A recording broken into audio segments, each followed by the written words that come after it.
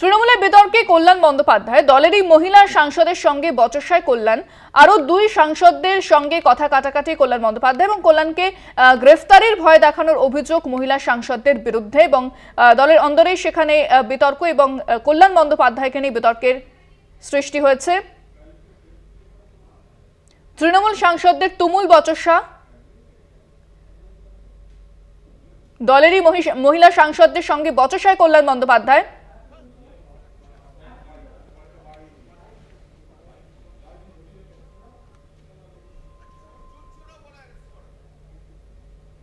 এছাড়া চ্যাটে বিতর্ক হয় কীর্তি আজাদের সঙ্গে এবং তৃণমূল সাংসদদের তুমুল বচসা এবং সেই চ্যাটের যা মেসেজ গিয়েছে তাও ভাইরাল হয়ে গিয়েছে বলে জানা যাচ্ছে। সেই ছবি দেখতে পাচ্ছেন।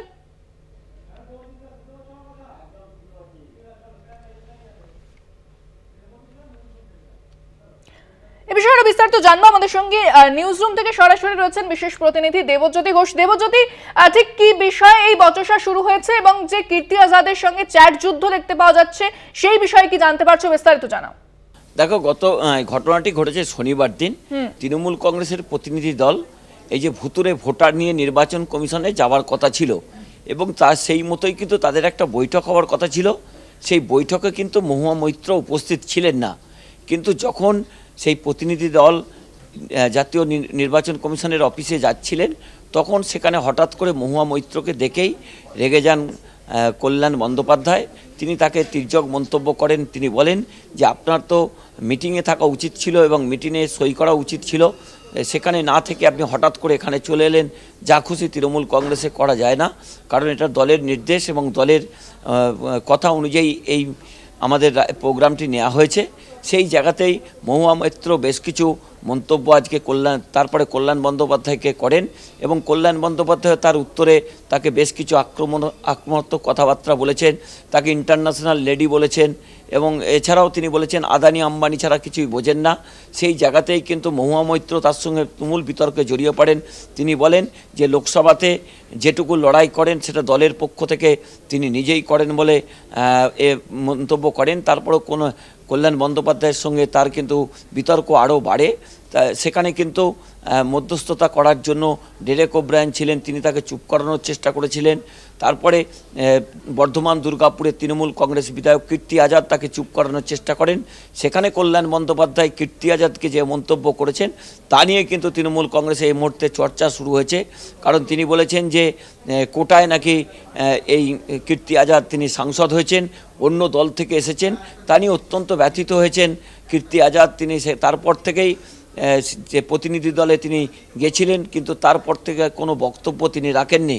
তিনি দলের কাছে এ নিয়ে কোনো এখনও বক্তব্য রেখেছেন বলেও পরিষ্কার নয়। তবে দলনেত্রী মমতা বন্দ্যোপাধ্যায় এবং অভিষেক বন্দ্যোপাধ্যায়ের কাছে পুরো বিষয়টি ইতিমধ্যেই পৌঁছেছে।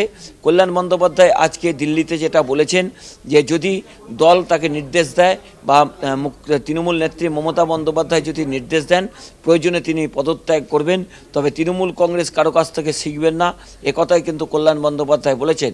অর্থাৎ অত্যন্ত একটি রাজনৈতিকভাবে গুরুত্বপূর্ণ তৃণমূল কংগ্রেসের দিল্লির রাজনীতিতে যে তৃণমূল কংগ্রেসের গৃহযুদ্ধ শুরু হয়েছে তা কিন্তু আগামী কয়েকদিন রাজনৈতিক চর্চা থাকবে। এবং যদি এই তৃণমূল সাংসদরা যখন দলবদ্ধভাবে সংসদে গিয়ে তারা বক্তব্য রাখছেন এবং বিজেপির বিরুদ্ধে যখন রাখছেন সেক্ষেত্রে তাদের তারা প্রশংসিতও হচ্ছেন, কিন্তু তারপরে দলের সাংসদদের মধ্যে এ ধরনের বচসা শীর্ষ নেতৃত্ব কি খুব ভালোভাবে দেখবে এটাকে? দলের শীর্ষ নেতৃত্ব পুরো বিষয়টি বিবেচনা করছেন। মুখ্যমন্ত্রী তথা তৃণমূল নেত্রী মমতা বন্দ্যোপাধ্যায়ের গোচরে পুরো বিষয়টি এসেছে। একাধিক সাংসদ মমতা বন্দ্যোপাধ্যায়কে অভিযোগ করেছেন এবং পুরো বিষয়টি মমতা বন্দ্যোপাধ্যায় সেই সময় উপস্থিত ছিলেন, কয়েকজন সাংসদের সঙ্গেও কথাবার্তা বলেছেন। তবে কল্যাণ বন্দ্যোপাধ্যায়ের যে আচরণ, সে আচরণ কিন্তু একাধিকবার দলের অভ্যন্তরে প্রশ্ন তুলেছে এবং মহুয়া মৈত্র যেভাবে দলের নির্দেশ সত্ত্বেও বৈঠকে ছিলেন না, তারপরে তিনি প্রতিনিধি দলে যোগদান করতে গেছিলেন, সে বিষয়টিও কিন্তু চর্চার মধ্যে তৃণমূল কংগ্রেস রাখছে এবং তৃণমূল নেত্রী মমতা বন্দ্যোপাধ্যায় রাখছেন।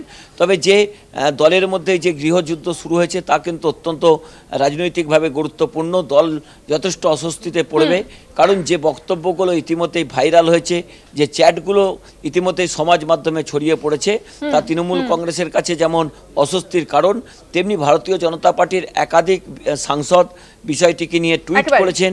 এছাড়াও কিন্তু ভারতীয় জনতা পার্টির পক্ষ থেকে সোশ্যাল মিডিয়াতেও এই বিষয়টিকে ভাইরাল আকারে তারা নিয়ে আসার চেষ্টা করছেন, এই চ্যাট যুদ্ধকে।